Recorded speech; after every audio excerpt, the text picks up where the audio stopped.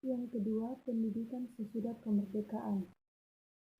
Kondisi pendidikan pada periode 1945 hingga 1969. Yang pertama, pada zaman revolusi fisik kemerdekaan, jenjang pendidikan disempurnakan menjadi SMPT dan SMPA dan mulai mempersiapkan sistem pendidikan nasional sesuai dengan amanat Undang-Undang Dasar 1945. Yang kedua, peletakan dasar pendidikan nasional.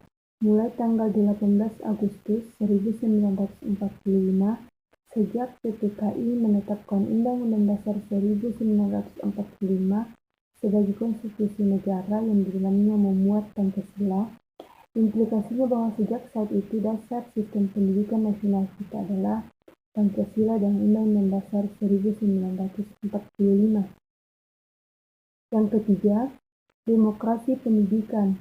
Sesuai amanat Undang-Undang Dasar 1945 dan Undang-Undang Republik Indonesia Nomor 4 Tahun 1950, pemerintah mengusahakan terselenggaranya pendidikan yang bersifat demokratis, yaitu kewajiban belajar sekolah bagi anak-anak yang berumur 8 tahun.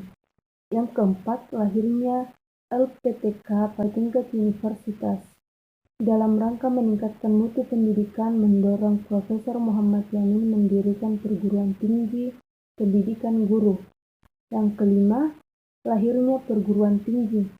Pada tanggal 4 Desember 1961, lahir Undang-Undang Nomor 22 tentang perguruan tinggi dengan prinsip Tridharma Perguruan Tinggi.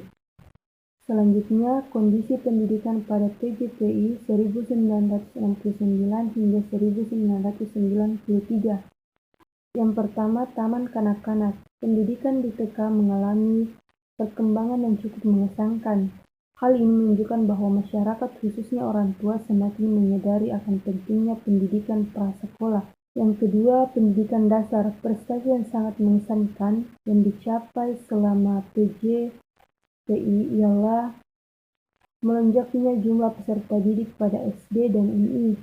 Kendala yang dihadapi adalah banyaknya siswa putus sekolah dan angka tinggal kelas cukup tinggi. Yang ketiga, pendidikan menengah.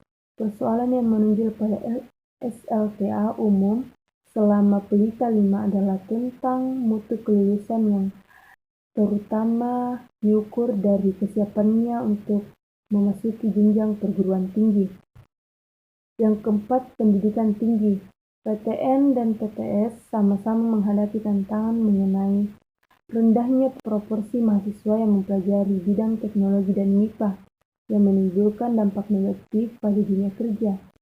Mengingat dosen memegang peranan kunci dalam peningkatan mutu, maka peningkatan kualifikasi dosen merupakan prioritas dalam pengembangan pendidikan tinggi di Indonesia saat ini. Yang terakhir, pendidikan luar sekolah. Pembangunan pendidikan luar sekolah diprioritaskan pada pemberantasan buta aksara melalui perluasan jangkauan kejar paket A. Hasilnya adalah semakin menurunnya jumlah warga masyarakat yang buta huruf.